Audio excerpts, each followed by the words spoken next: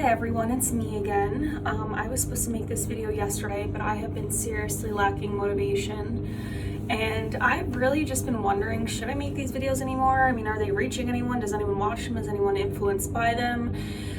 But I kind of had to check myself because it's not the reason I started making these videos. I started making these videos because I wanted to influence any one person out there to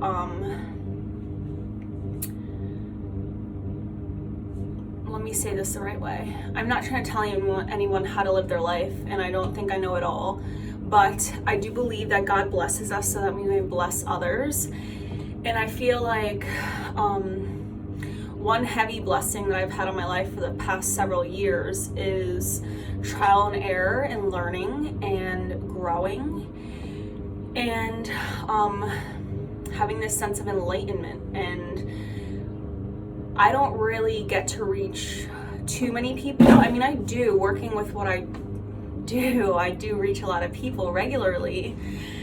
And I do believe that I help a lot of those people, as well as they help me and change my life and give me different perspective. But I do believe that if we're blessed, in any way that we are blessed, some of us in our skills, some of us in our minds, some of us in our finances, some of us in our position, whatever it may be, that there's nothing wrong with wanting to spread that wealth and wanting to influence others in a positive way and wanting to help others. So the whole reason I started doing this was because, especially on social media, it's just become such a toxic, negative pool. And there's just so much division, there's so much hate, there's so much insecurity, and even infidelity. I mean, there's so many issues that at the end of the day, we're responsible because we're people and we can only allow certain things to happen in our lives, but social media doesn't help. So why not use social media and the internet in general to do something positive? So I kind of had to check myself, and I was like, well, it's not really about numbers. It's not about who even. It's not about whether I can see the result or not. It's just about having the faith to put myself out there and trust that I'm having a positive influence on anyone. And whether it is one person continuously, whatever it may be, I do believe it's something that I should keep doing, because there's no loss in doing it. And if we can be so negative online and we can be so, I want to say self-loving, but we really don't love ourselves on the internet from what I've seen lately. Maybe projecting that kind of image, with half-naked selfies and things that we put out to make people laugh. If we can do all that, if we can project that kind of image, why can't we speak truth and why can't we speak positivity? So I had a couple different things I wanted to talk about, but one thing that was on my heart heavy this morning as I was getting ready and watching speeches, which I most often do, is the importance of our circle, the importance of the people that we surround ourselves with. And we are gluttons for punishment sometimes. We stay in friendships that serve us absolutely no purpose. And when I say serve us no purpose, I don't mean that we're getting nothing from them. I'm saying kind of too that we're not able to speak to those people, we may just be beating a dead horse with some of the people in our lives. And I started thinking about that, and I started thinking about individuals. It's something that's a topic in my personal life right now too, kind of weeding people out, maybe a couple of issues with some members of my family, and I feel like it's just been put on my heart. Family is family for a reason. You are bound to these people. They are your circle. Friends are not, coworkers are not, people on social media are not. So what binds us to them? People that we're even in relationships, we're not bound to. We are bound to people that we're married to. We have made that legal decision and that emotional decision and that promise and commitment. It is a serious promise and commitment. Not to say that at times it will, if someone's not honoring their end, then by all means, it's something to reconsider. But, whether it's in my own personal life or a couple people that I'm associated with, or even not associated with, people that I guess different levels of association, people that I'm associated with close to, and people that are just a part of my life from afar, maybe on social media. But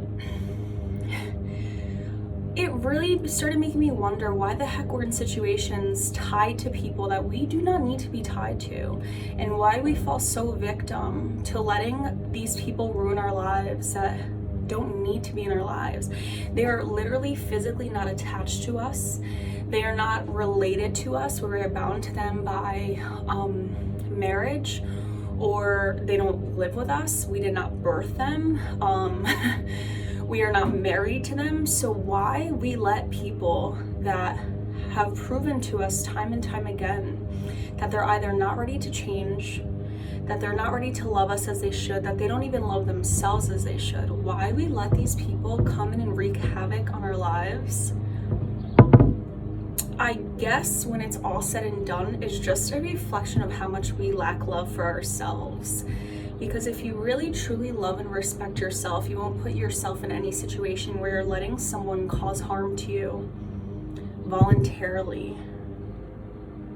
You don't need them in your life for any reason besides you choosing to. And people may hear that and say, well, I do need them. I work for them. I have been friends with them forever. I have been dating them for 5 years. I have children with them. No, not at all. Not at all. You still are not bound to them. You do not have to.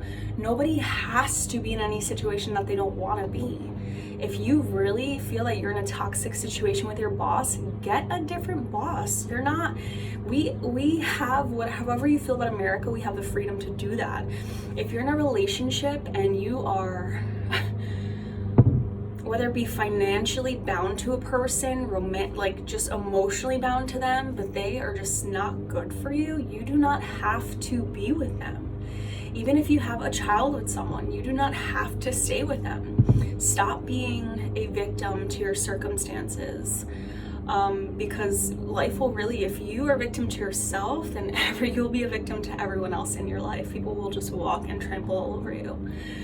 So I just was really, really thinking, why? Why do we surround ourselves with people that we should not surround ourselves with? Why do we maintain friendships just because of history? Why do we hang on is what this all boils down to. Why do we hold on to people that are meant to be a season, a period of time? Why do we hang on to them forever? Why don't we let go? Why do we continue to grab this snake and continue to let it bite us? For what reason? Besides our own choice, because of our own weakness. We need to stop self-sabotaging through our circle. Life is hard enough, and life will throw obstacles to you that you cannot control. Do not submit yourself to circumstances that you can control and you're choosing not to. Revisit your circle. Consider who in this life that we're able to design for ourselves, why we choose to design this structure with foundation that's going to crumble. Why? It is the most self-hating thing not the most, but it's such a self-hating thing we can do. Get yourselves out of these situations. Practice self-love, self-respect, and just don't be a victim, and design a life for yourself in the ways that you can control, with the people that should be in your circle, not people who shouldn't. That's all. See you next Monday.